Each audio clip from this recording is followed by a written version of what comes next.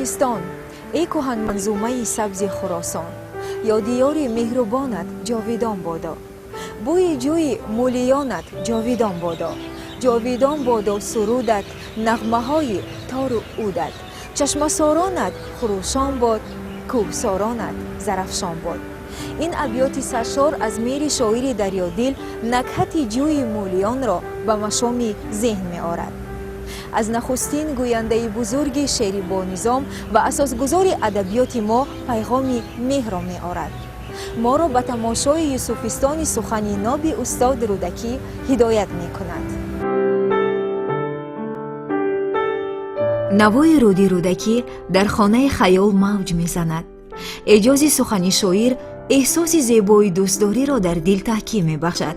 چکامه های روان و خوشاهنگ پدر شعر فارسی سلطان شاعران، قافله سالار نظم عجم، آدم و شعرا، سردفتر ادبیات تاجیک و فارس حکیم رودک استاد رودکی با هوای زنگوله بیداری ساحت اندیشه را تسخیر می نماید.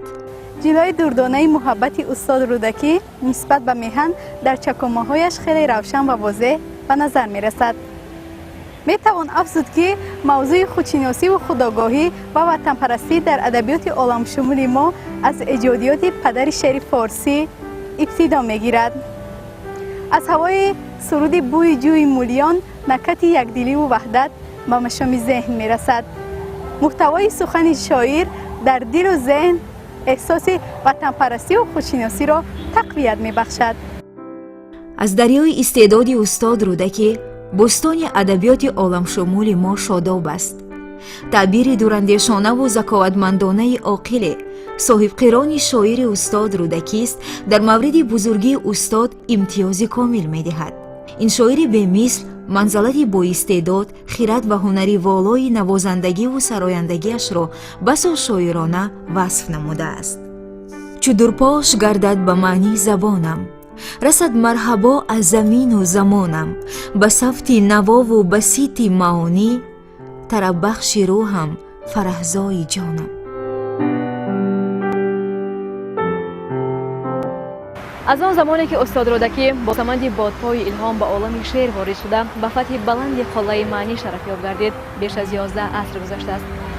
بیش از 11 عصر است که سحر کلام موزون این شاعر والامنیش دلباختگان شعر و سرود را مفتون می نماید.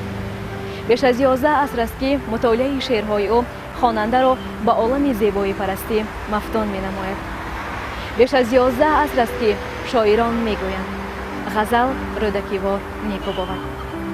عاطف عشق و زیبایی بیش از 11 عصر است که با نوای افتخارانگیز می سراید.